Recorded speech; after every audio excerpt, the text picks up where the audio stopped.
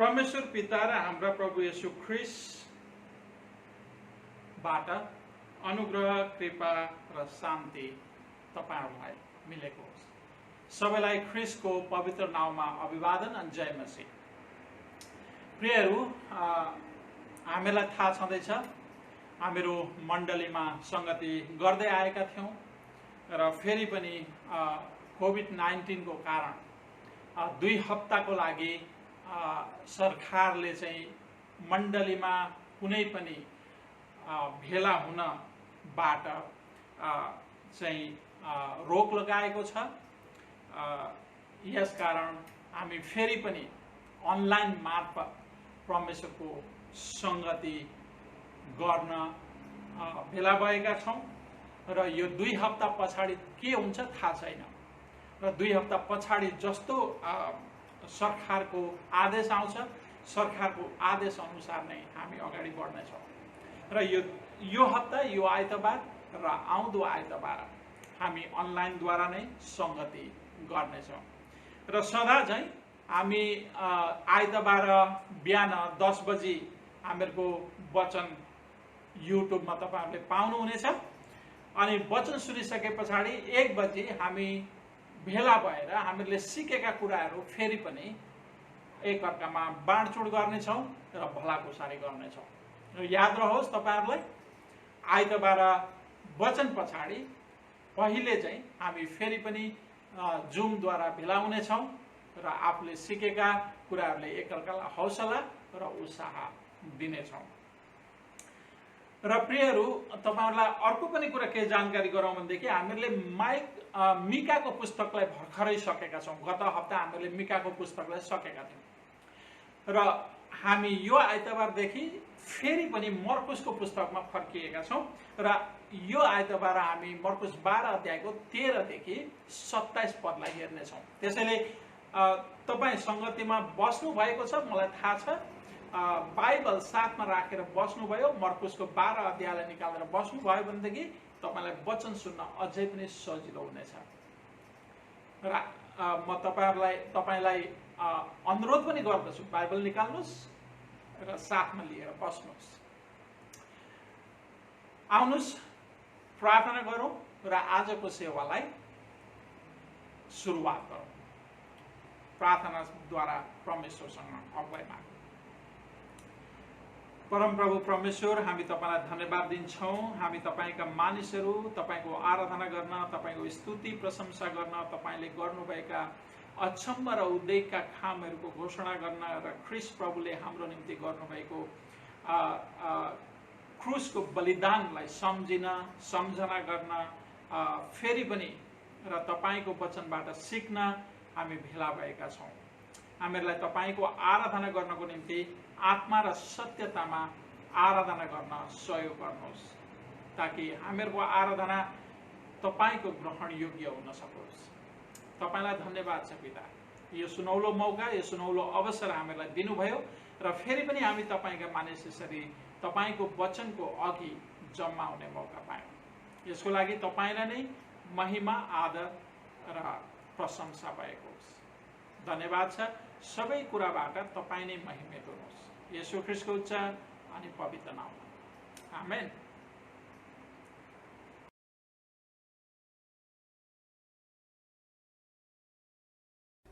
सम्पूर्ण मण्डली परिवारलाई येशू ख्रीष्टको नाममा जय मसीह। म विदुर श्रेष्ठको तर्फबाट र प्रेरितहरूको विश्वासको सारलाई अध्ययन गर्नेछु। तपाईहरु पनि अध्ययन गर्न सक्नुहुनेछ।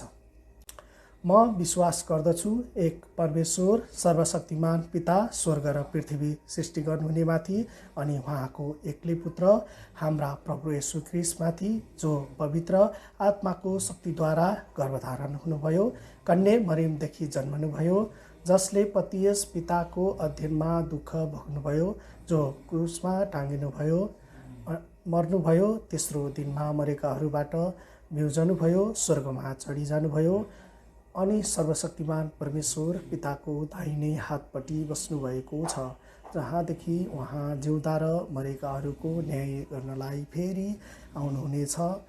म विश्वास गर्दछु पवित्र आत्मामाथि, पवित्र विश्व मण्डलीमाथि, पवित्रहरूको संगतिमाथि पाप मोचनमाथि, शरीरको पुनःस्थानमाथि र अजम्बरी जीवनमाथि।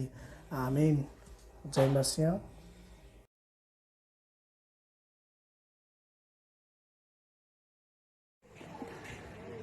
जय मसिह सम्पूर्ण दाजुभाइ तथा दिदीबहिनीहरूमा।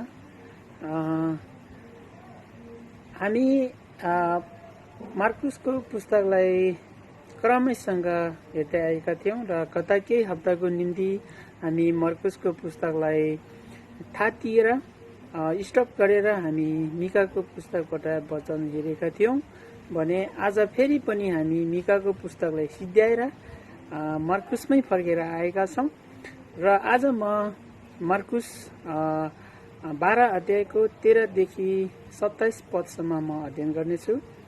आउनुहोस् म अध्ययन गर्नेछु।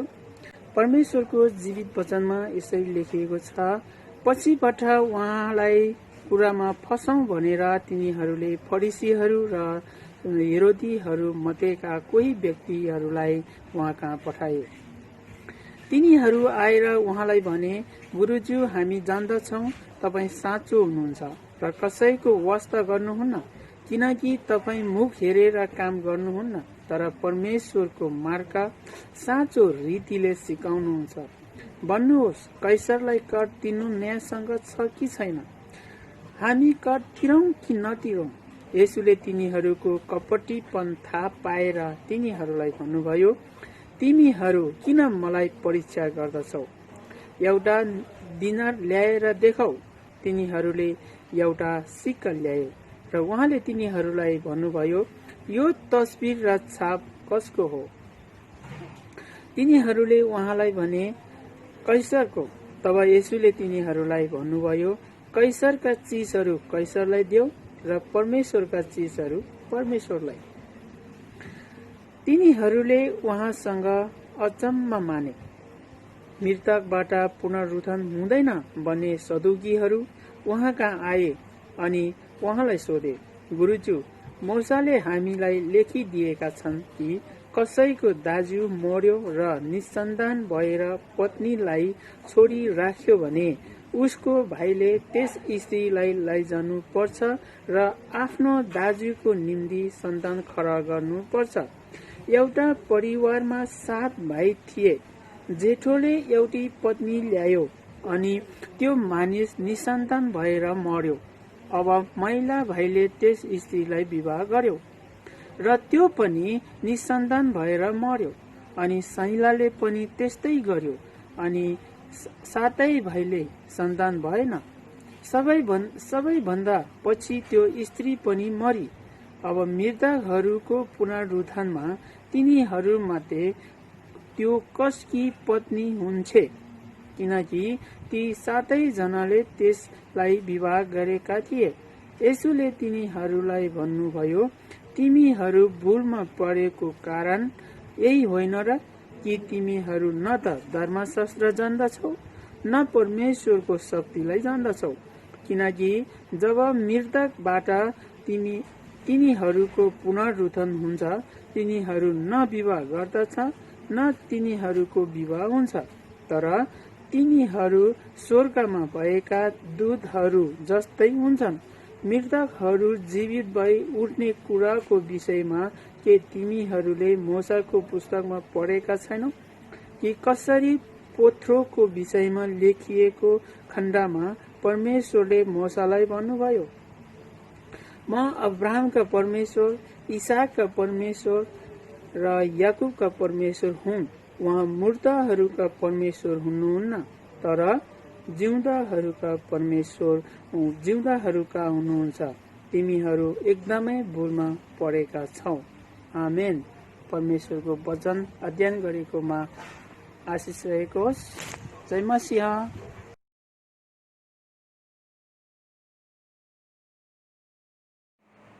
जय मसीह ख्रिस्टीय परिवार। आउनुहोस्, हामीहरूले गत हप्ता मिकाको पुस्तक सकेका छौँ र आजदेखि हामी फेरि मर्कुसमा फर्किएर आएका छौँ र आज मर्कुस 12 अध्यायको 13 देखि 27 पदलाई हेर्नेछौँ। आउनुहोस्, वचनमा जानुभन्दा अगाडि छोटो प्रार्थना गरौँ र तपाईहरुलाई के भन्न चाहन्छु भन्दाखेरि बाइबल खोलेर आफ्नो नजिकमा राख्नुभयो भनेदेखि अति नै सजिलो हुनेछ। हामीहरू प्रार्थना गरौँ। स्वर्गीय पिता, हामी तपाईलाई धन्यवाद दिन्छौँ। यस सुन्दर समय फेरि पनि हामी तपाईको मानिसहरू तपाईको वचनको वरिपरि आएका छौँ। तपाईको वचन सिक्न, तपाईको वचन ग्रहण गर्न र तपाईको वचन अनुसार जीवन जिउन र आज्ञाकारी तपाईका मानिस बन्नको निम्ति हामी बेला भएका छौँ। पवित्र आत्मा परमेश्वर हामीलाई सिकाउनुहोस्, सच्याउनुहोस् र धार्मिकतामा तालिम दिनुहोस्। हे परम प्रभु, मेरा चट्टान, मेरा उद्धारक, मेरा मुखका शब्द र मेरो हृदयको ध्यान तपाईको दृष्टिमा ग्रहण योग्य हो।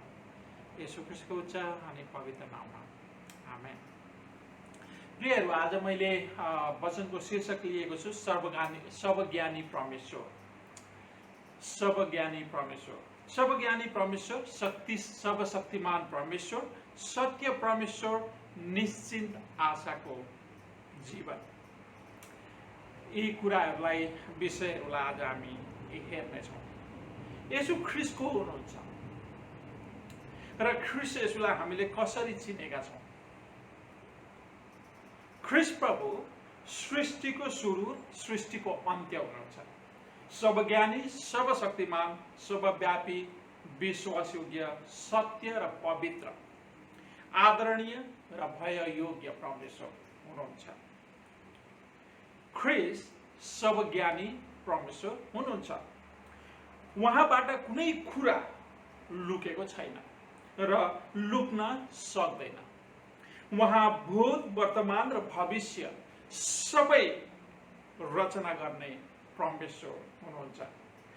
भूतकालमा जे भए उहाँको योजना अनुसार भए, वर्तमानमा जे हुँदैछ उहाँको योजना अनुसार हुँदैछ र भविष्यमा जे हुनेछ उहाँको योजना अनुसार नै हुनेछ। मर्कुसको 4 अध्यायको 22 पदलाई हामीले हेर्यौं भनेदेखि त्यहाँनिर के लेखेको छ त भन्नुहुन्छ भने, मानवले जे सोच्छौं, के बोल्छौं, के गर्छौं, के खान्छौं र कहाँ जान्छौं, हामीले सोच्नु, बोल्नु, गर्नु, खानु र जानु अघि नै उहाँलाई थाहा भएको हुन्छ। किनकि उहाँ सर्वज्ञानी परमेश्वर हुनुहुन्छ। परमेश्वरसँग गुप्त राख्न सक्ने कुनै कुरा छैन। उहाँका नजरको सामुन्ने इब्रूले भनेका छन् सबै कुरा स्पष्ट र खुल्ला छ। कुनै पनि मानवले परमेश्वरलाई छक्याउन सक्दैन, कुनै कुरा परमेश्वरबाट लुकाउन सक्दैन र कुनै पनि कुरा परमेश्वरबाट गोप्य राख्न सक्दैन। ख्रीष्ट प्रभुले भन्नुभएको 12 अध्याय, मर्कुस 12 अध्यायको 1 देखि 12 पदसम्मको उखानले फरिसीहरूको ढुङ्गाको हृदयलाई फुटाउन सकेन। उनीहरूलाई पश्चाताप गर्न अग्रसर गर्न सकेन, बरु अझै ख्रीष्टलाई घृणा गर्न लागे, किनकि उनीहरूको हृदय चट्टानको जस्तो कठोर थियो।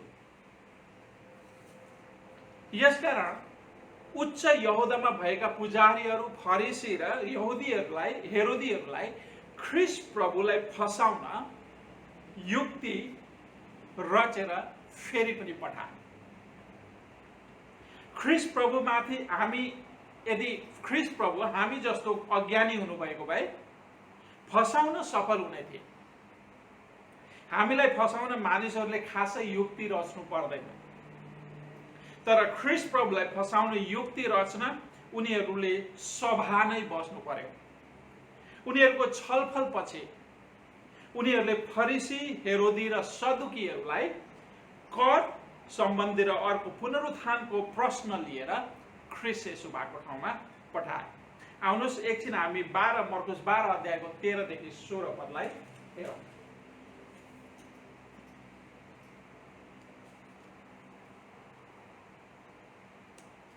पछिबाट उहाँलाई कुरामा फसाउँ भनेर तिनीहरूले फरिसीहरू र हेरोदीहरू मध्येका केही व्यक्तिहरूलाई उहाँ कहाँ पठाए। तिनीहरू आएर उहाँलाई भने, गुरुज्यू, हामी जान्दछौँ तपाईँ साँचो हुनुहुन्छ र कसैको वास्ता गर्नुहुन्न, किनकि तपाईँ मुख हेरेर काम गर्नुहुन्न, तर परमेश्वरको मार्ग साँचो रीतिले सिकाउनुहुन्छ। भन्नुहोस्, कैसरलाई कर तिर्नु न्यायसँग छ कि छैन? हामी कर तिरौँ कि नतिरौँ? येशूले तिनीहरूको कपटीपन थाहा पाएर तिनीहरूलाई भन्नुभयो, तिमीहरू किन मलाई परीक्षा गर्छौ? एउटा दिनार ल्याएर देखाओ। तिनीहरूले एउटा सिक्का ल्याए, उहाँले तिनीहरूलाई भन्नुभयो यो तस्बिर र छाप कसको? तिनीहरूले उहाँलाई भने कैसरको। जब कपटीहरू आइपुगे उनीहरूले आदर सम्मान पूर्वक ख्रीष्ट प्रभुलाई गुरुज्यू भनेर सम्बोधन गर्नुका साथै तपाईँ साँचो हुनुहुन्छ, तपाईँ मुख हेरेर काम गर्नुहुन्न, तर परमेश्वरको मार्ग साँचो रिसले सिकाउनुहुन्छ। चाहे कैसर राजा होस् वा पिलातस होस् वा हेरोद राजा होस्, तपाईँ मुख हेरेर काम गर्नुहुन्न, तर परमेश्वरको मार्ग साँचो रीतिले सिकाउनुहुन्छ। उनीहरूको भनाइ साँचो, तर उनीहरूले गरेको प्रशंसा साँचो हृदयबाट निस्केको होइन। उनीहरूले प्रशंसा त गरे, तर कपटी हृदयबाट उनीहरूले फसाउनको निम्ति प्रशंसा गरेका थिए। कपटी मानिसहरूको खुल्ला प्रशंसा गरे भने वास्तवमा उनीहरूले कुनै न कुनै पासो थापेका छन् भन्ने बुझ्नु पर्दछ। कपटी मानिसले पहिले प्रशंसा गर्छ, उचाल्छ, माथि पुर्याउँछ अनि अन्त्यमा थला पर्ने गरी तल थेचार्छ, कहिल्यै उठ्न नसक्ने गरी। फरिसी र यहुदीहरूले पनि सुरुमा ख्रीष्ट प्रभुको प्रशंसा गरे अनि उहाँलाई थला पर्ने गरी पछाड्न प्रश्न गरे 14 र 15 पदमा। भन्नुहोस्, कैसरलाई कर तिर्नु न्यायसँग छ कि छैन? हामी कर तिरौँ कि नतिरौँ? हेर्नुहोस् है त, तपाईँ साँचो हुनुहुन्छ र कसैको वास्ता गर्नुहुन्न, किनकि तपाईँ मुख हेरेर काम गर्नुहुन्न। चाहे कैसर राजाको होस्, चाहे हेरोदको होस्, चाहे कसैको पनि पिलातस होस्, तर परमेश्वरको मार्ग साँचो रीतिले सिकाउनुहुन्छ। ल भन्नुहोस्, तपाईँ यो विषयमा के भन्नुहुन्छ? तिर्दा वा नतिर्दा ठिक हुन्छ? हामी जान्न चाहन्छौँ र धेरै मानिसहरू जान्न चाहन्छन्। तपाईँको मुखबाट हामी सुन्न चाहन्छौँ। ल भन्नुहोस्, के गर्न ठिक होला त? कर तिर्न ठिक होला अथवा नतिर्न ठिक होला? बाहिरी रूपमा फरिसी र हेरोदीहरू वास्तवमै जान्न चाहेको जस्तो ढोङ गर्दै पार्दै सोधिरहेका थिए, तर भित्र मनमा चाहिँ आज चाहिँ माछो जालमा पर्यो भनेर खुसीले गदगद भइरहेका थिए। उनीहरूको भित्री मन, भित्री हृदय चाहिँ छुरा चलिरहेको थियो। ल भन्नुहोस्, कैसरलाई कर तिर्नु न्यायसँग छ कि छैन? हामी कर तिरौँ कि नतिरौँ? अब हेर्नुहोस् है त प्रिय, न्यायसँग छ भन्दा इस्राएलीहरूको विरोधी हुन्छ। कैसरियाको चम्चा भनेर यसुलाई दोष लगाउन थाल्छन् उनीहरू।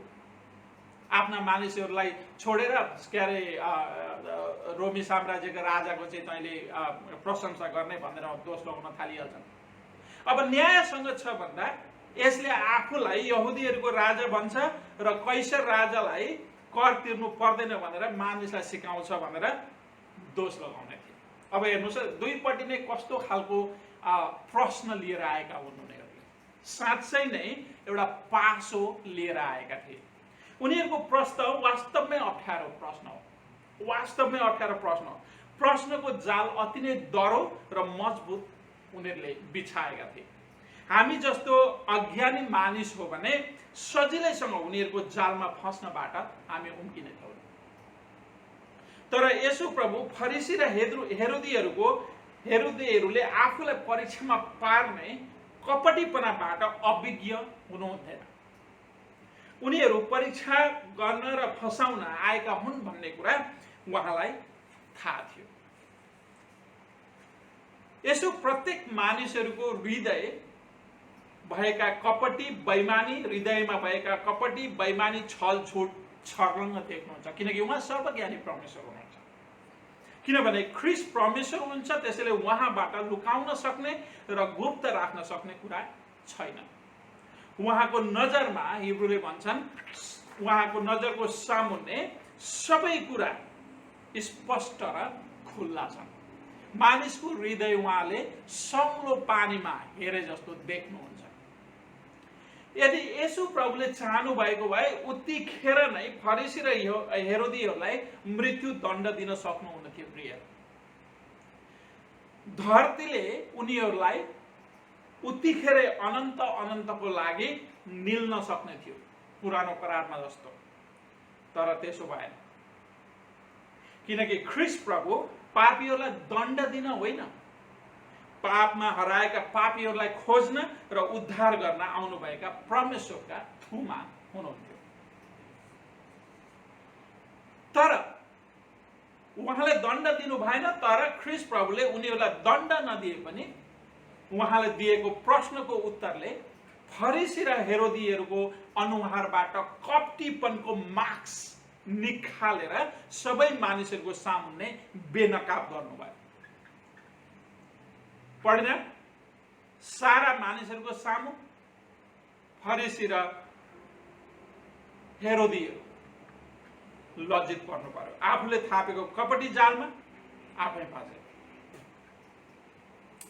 मर्कुस 12 अध्यायको 15 को ख र 16 को खलाई हेर्नुहोस्।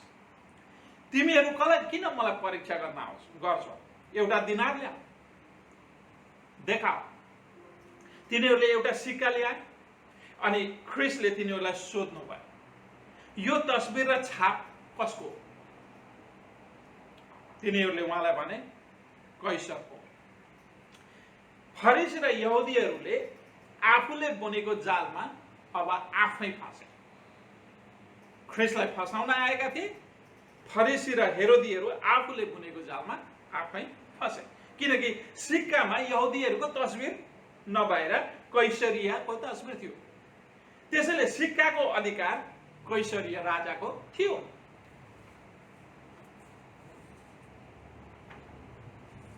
यसकारण येशूले 12 को 17 पदमा हेर्नुहोस्, येशूले तिनीहरूलाई भन्नुभयो, कैसरियाका चिजहरू कैसरलाई देऊ र परमेश्वरका चिजहरू परमेश्वरलाई देऊ।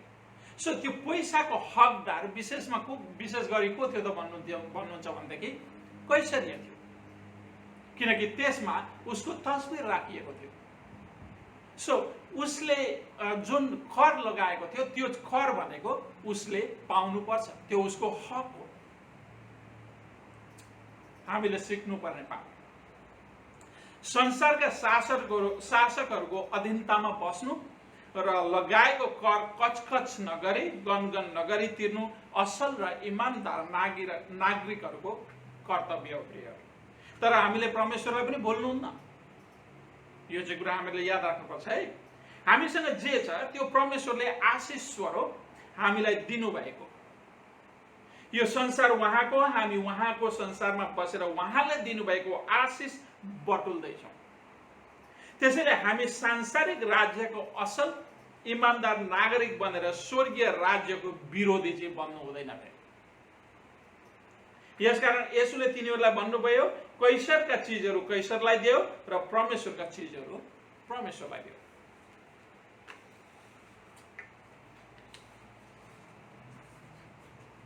भेटी र दशंशा मण्डलीमा नदिनु बेइमानी हुनु र परमेश्वरलाई लुट्नु हो। परमेश्वरसँग बेइमानी गर्ने र लुट्ने मानिसको जीवनमा परमेश्वरको आशिष आउँदैन।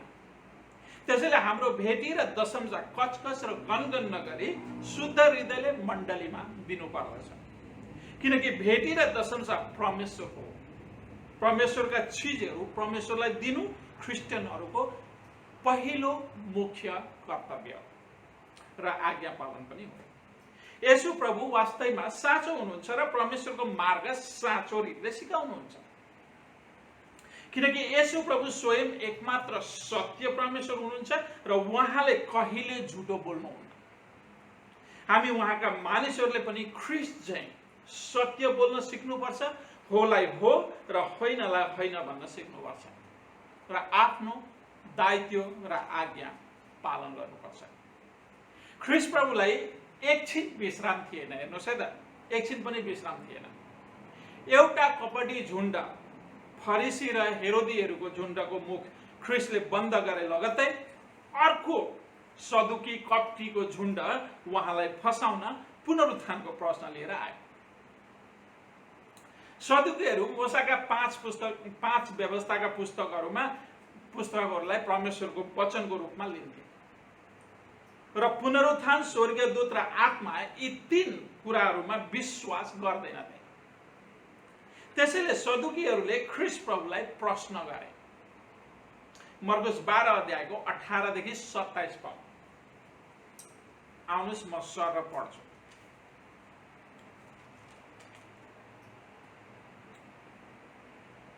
मृतकहरू पुनरुत्थान हुँदैनन् भन्ने सदुकीहरू उहाँ कहाँ आए अनि उहाँलाई सोधे, गुरुज्यू, मूसाले हामीलाई लेखिदिएका छन् कि कसैको दाजु मर्यो र निसन्तान भएर पत्नीलाई छोडिराख्यो भने उसको भाइले त्यस स्त्रीलाई लैजानुपर्छ र आफ्नो दाजुको निम्ति सन्तान खडा गर्नुपर्छ। एउटा परिवारमा 7 भाइ थिए। जेठोले एउटी पत्नी ल्यायो अनि त्यो मानिस निसन्तान भएर मर्यो। अब माइला भाइले त्यस स्त्रीलाई विवाह गर्यो र त्यो पनि निसन्तान भएर मर्यो। अनि साइलाले पनि त्यस्तै गर्यो अनि 7 भाइको सन्तान भएन। सबैभन्दा पछि त्यो स्त्री पनि मरे। अब मृतकहरूको पुनरुत्थानमा तिनीहरूमध्ये त्यो कसकी पत्नी हुन्छ, किनकि ती 7 जनाले त्यससँग विवाह गरेका थिए। येशूले तिनीहरूलाई भन्नुभयो, तिमीहरू भुलमा परेको कारण यही होइन र कि तिमीहरू न त धर्मशास्त्र जान्दछौ न परमेश्वरको शक्तिलाई जान्दछौ। किनकि जब मृतकबाट तिनीहरूको पुनरुत्थान हुन्छ, तिनीहरू न त विवाह गर्छन् न तिनीहरूको विवाह हुन्छ, तर तिनीहरू स्वर्गमा भएका स्वर्गदूत जस्तै हुन्छ। मृतकहरू जीवित भई उठ्ने कुराको विषयमा के तिमीहरूले मूसाको पुस्तकमा पढेका छैनौ कि कसरी पोथ्राको विषयमा लेखिएको खण्डमा परमेश्वरले मूसालाई भन्नुभयो, म अब्राहमका परमेश्वर, इसहाकका परमेश्वर र याकुबका परमेश्वर हो। उहाँ मुर्दाहरूका परमेश्वर हुनुहुन्न तर जिउँदाहरूका हुनुहुन्छ। तिमीहरू एकदमै भुलमा परेका छौ। यहाँनिर उनीहरूको प्रश्न एउटा विवाहको सम्बन्ध लिएर आएको कुरा हामीले देख्छौँ। एउटै स्त्री 7 जनाकी श्रीमती, गुरुज्यू ल अब भन्नुहोस्, त्यो 7 जनाकी श्रीमती मृतकहरूको पुनरुत्थानमा ती 7 जना लोग्नेहरूमध्ये त्यो कसकी पत्नी हुन्छ? पहिलो कपटी झुण्ड जस्तै सदुकीको झुण्डले पनि आदर र सम्मानपूर्वक गुरुज्यू भनेर सम्बोधन गरे। उनीहरूको घिउ जस्तो मिठो बोली थियो, तर उनीहरूको हृदयमा कपटी शैतान बास गरेको थियो। उनीहरूको प्रश्नले अरू सर्वसाधारणहरूलाई अलमल्ल पारेको जस्तो ख्रिस्टलाई पनि अलमल्ल पार्न सफल हुन्छौँ भन्ने सोचेका थिए उनीहरू। तर ख्रिस्ट प्रभुलाई प्रश्नको उत्तर दिन पहिलो भन्दा गाह्रो थिएन।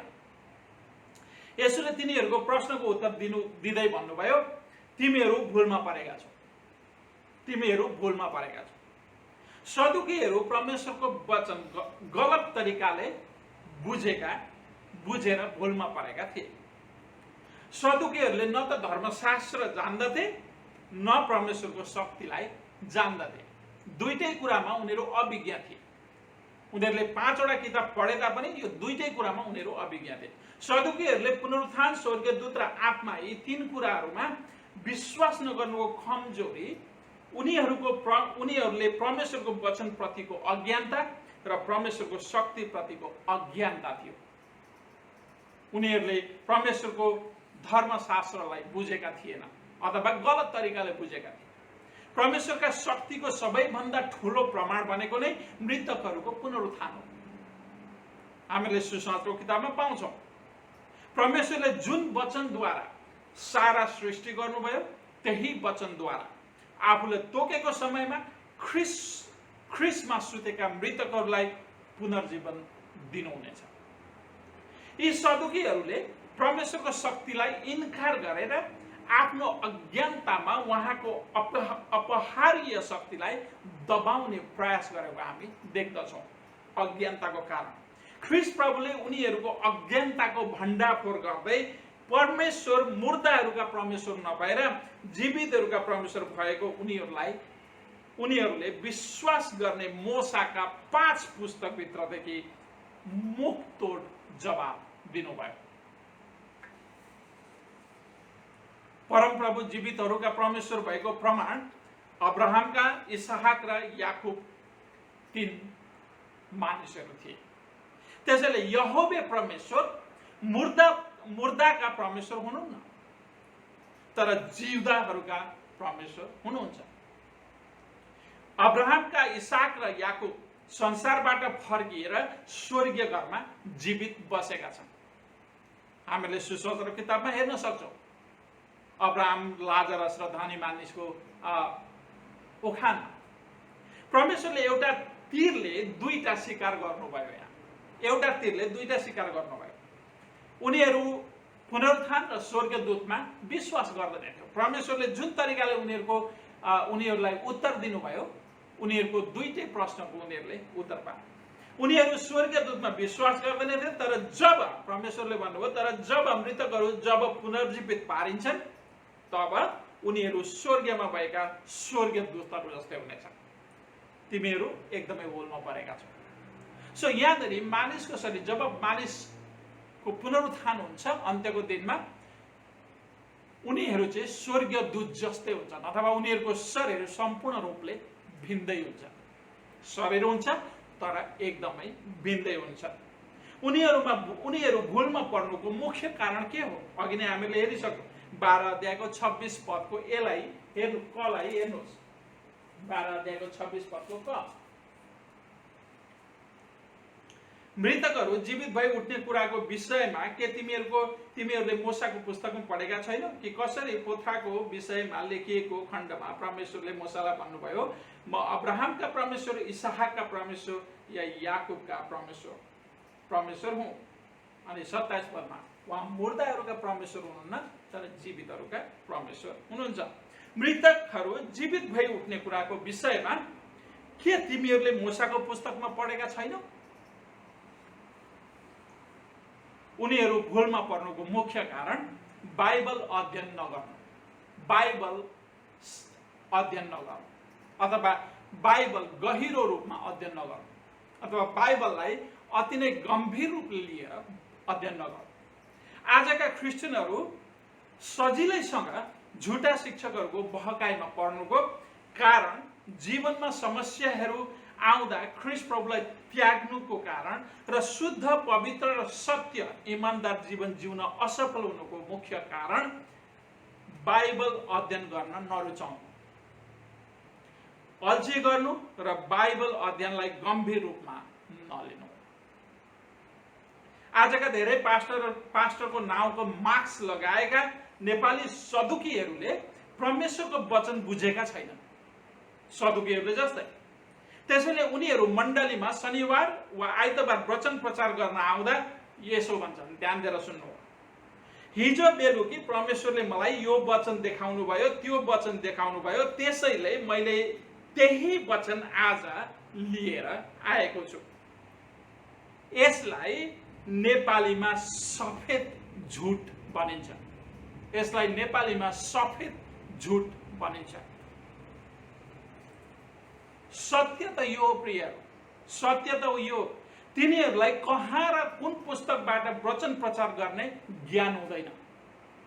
कहाँ र कुन पुस्तकबाट वचन प्रचार गर्ने भन्ने ज्ञान हुँदैन। उनीहरूले बाइबल पढे पनि बुझेका हुँदैन, या त गलत तरिकाले बुझेका हुन्छन्। अनि आफैले रचेका दन्ते कथा लिएर मण्डलीमा आउँछ, बहाना बनाउँदै। परमेश्वरले मलाई हिजो बेलुका यो दिनुभयो, परमेश्वरले मलाई हिजो बेलुका त्यो दिनुभयो, पवित्र आत्माद्वारा मलाई भन्नुभयो। 66 वटा बाइबलको पुस्तक दिएर पनि अझै पवित्र आत्माले भन्नुपर्ने? कहाँनिर लेखिएको छ बाइबल? छैन। सफेद झुट बोल्नु हुँदैन। अनि आफैले रचेका दन्ते कथा लिएर मण्डलीमा आउँछन् र सर्वसाधारण विश्वासीहरूलाई आफ्नो दन्ते कथामा जबरजस्ती आमेन भन्न लगाउँछन्। आमेन भन्नुहोस्, आमेन भन्नुहोस्। उनीहरूको दन्ते कथामा विश्वासीहरूले आमेन भनिरहेका हुन्छन्। होइन, सोचौँ न, नेपाली बाइबलमा केवल आमेन आमेन लेखेको मात्रै छ त प्रिय? 66 वटा किताबमा आमेन आमेन आमेन आमेन आमेन आमेन आमेन मात्र लेखिएको छ? अरू केही छैन। जबरजस्ती आमेन भन्न लगाएका छन्। सम्पूर्ण बाइबल धर्मशास्त्रमा 56 पटक आमेन लेखिएको छ। 56 पटक आमेन लेखिएको पाइन्छ ESV। त्यो पनि आमेन भन्नुपर्ने समय र परिस्थिति अनुसार मात्र आमेन बनिएको छ। आमेन जहिलेसुकै जुनसुकै कुरामा पनि बाइबलमा आमेन लेखिएको छैन। तर आज आमेन शब्दलाई नेपाली सदुकीहरूले आफ्नो दन्ते कथामा जबरजस्ती विश्वासीहरूलाई, ख्रिस्ट विश्वासीहरूलाई भन्न सिकाएका छन्। जबरजस्ती भन्न सिकाएका छन्, आमेन भन्नुहोस्, शब्द प्रत्येकमा आमेन भन्नुहोस्।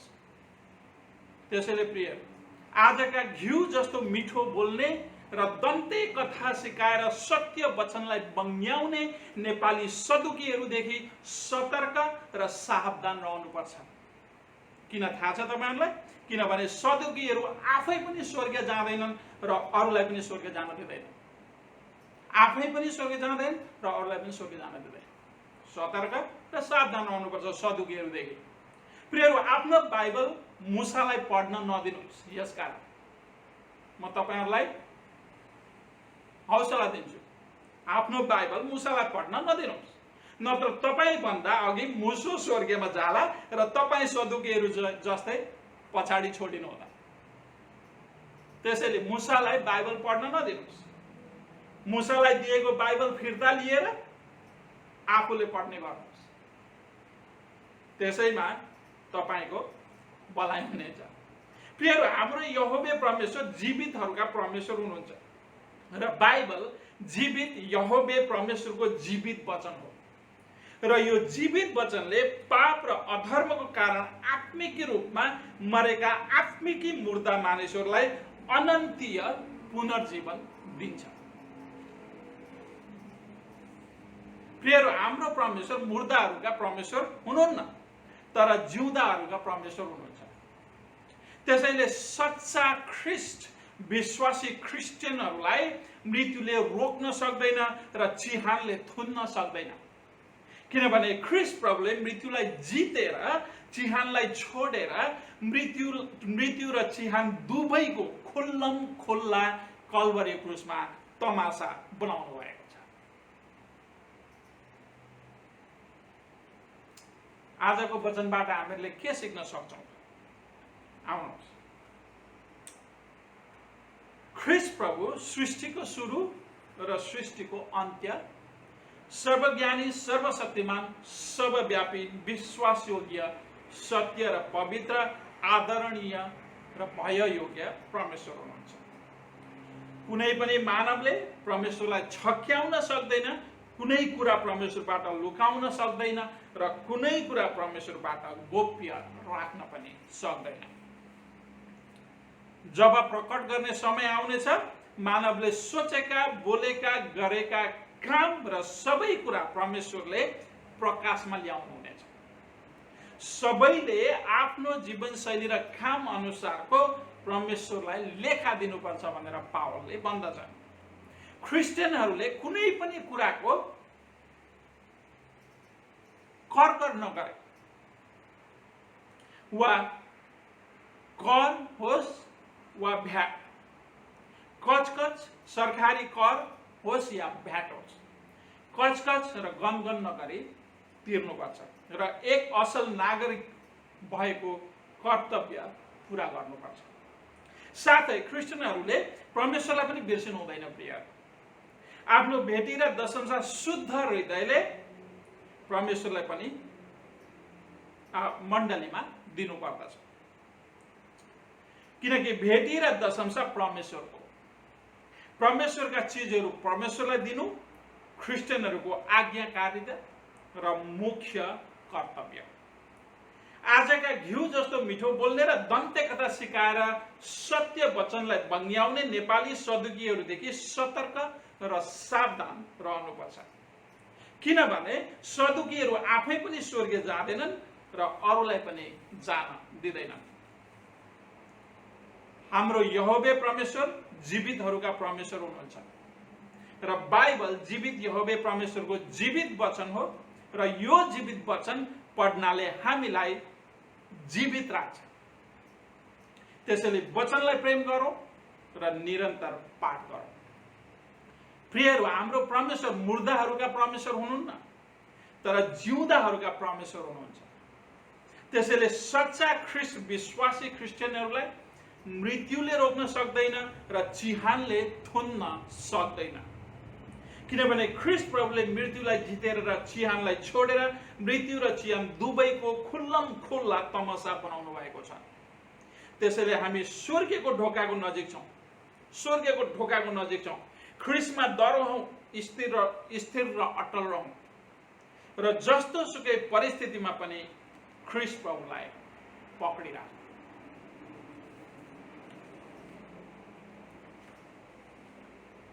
आउनुहोस् प्रार्थना गरौँ। हे परम प्रभु, एकमात्र साँचो र सत्य जीवितहरूका जीवित, सर्वज्ञानी, सर्वव्यापी, शक्तिशाली, आदरणीय, भययोग्य परमेश्वर, हाम्रा प्रभु येशू ख्रिस्टको मृत्यु र पुनरुत्थानद्वारा हामीलाई पुनर्जीवनको जीवित आशा दिनुभएकोमा हामी सारा हृदयले तपाईँलाई धन्यवाद दिन्छौँ। हे पवित्र आत्मा, जीवनदाता परमेश्वर, हामीलाई तपाईँका जीवित वचनद्वारा सिकाउनु, सच्याउनु, अर्थ दिनु र धार्मिकतामा तालिम दिनुभएको लागि हामी तपाईँलाई हाम्रो सम्पूर्ण हृदयबाट धन्यवाद दिन्छौँ।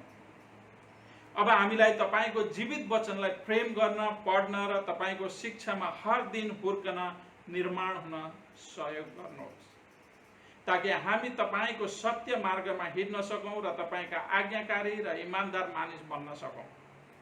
येशू ख्रिस्ट हाम्रा महान प्रभुको उच्च र आदरणीय र पवित्र नाममा आमेन।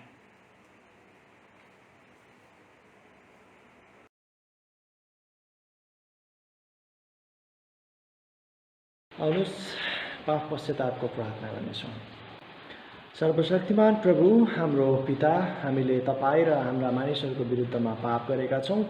हाम्रो विचार, बोली र कामद्वारा, असावधानद्वारा, कमजोरीद्वारा, हाम्रा आफ्नै जानी नजानी गरेका भुलद्वारा हामी साँच्चै नै दुखित भएका छौँ र हाम्रा सबै पापहरूको पश्चाताप गर्दछौँ। तपाईको प्रभु येशू ख्रिस्टको खातिर जो हाम्रो निम्ति मर्नुभयो, विगतका सबै कुराको निम्ति क्षमा दिनुहोस् र तपाईलाई हाम्रो जीवनको नवीनतामा सेवा गर्न स्वीकार गर्नुहोस्। तपाईको नाउँको महिमाको निम्ति आमेन।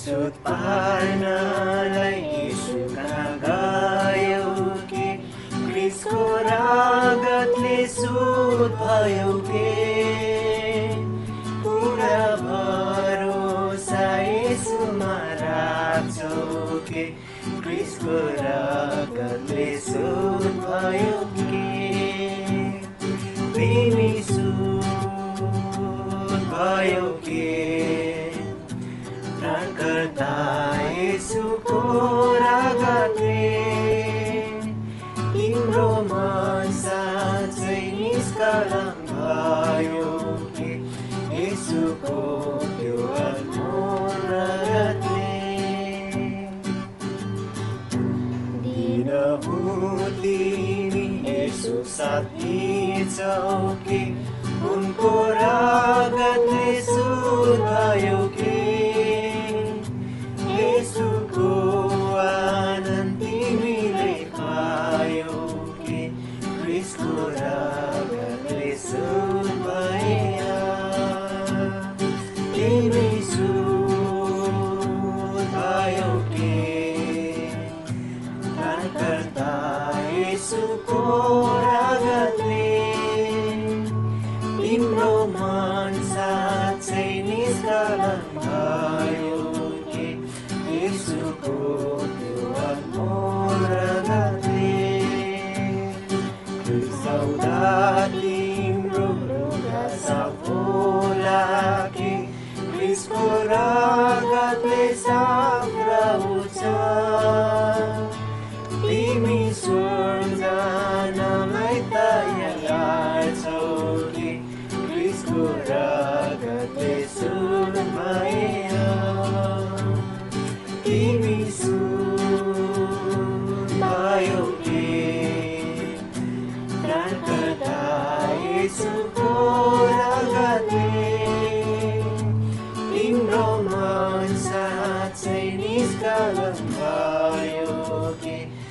येशूको त्यो अनमोल रगतले पापको दाग लागेको मस्तक फुकाइयो क्रिस्टको रगतले शुद्ध हुन पापी मान्छे ख्याउने धारा बग्दैछ क्रिस्टको रगतले शुद्ध होइजा तिमी शुद्ध भयो के प्राणकर्ता येशूको रगतले तिम्रो मन साँच्चै निष्कलङ्क भयो के येशूको त्यो अनमोल रगतले।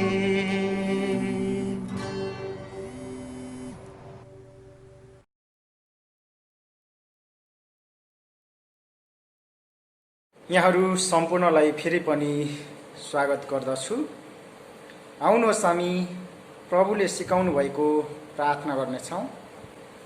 हे हाम्रा पिता जो स्वर्गमा हुनुहुन्छ, तपाईको नाउँ पवित्र होस्, तपाईको राज्य आओस्, तपाईको इच्छा स्वर्गमा जस्तै छ त्यस्तै यस पृथ्वीमा पुरा होस्। हामीलाई आज हाम्रो दैनिक भोजन दिनुहोस्। हाम्रा अपराध क्षमा गर्नुहोस् जसरी हामीले पनि आफ्ना अपराधीहरूलाई क्षमा गरेका छौँ। हामीलाई परीक्षामा पर्न नदिनुहोस् तर दुष्टबाट छुटाउनुहोस्, किनभने राज्य, पराक्रम र महिमा सदा सर्वदा तपाईकै हुन्। आमेन।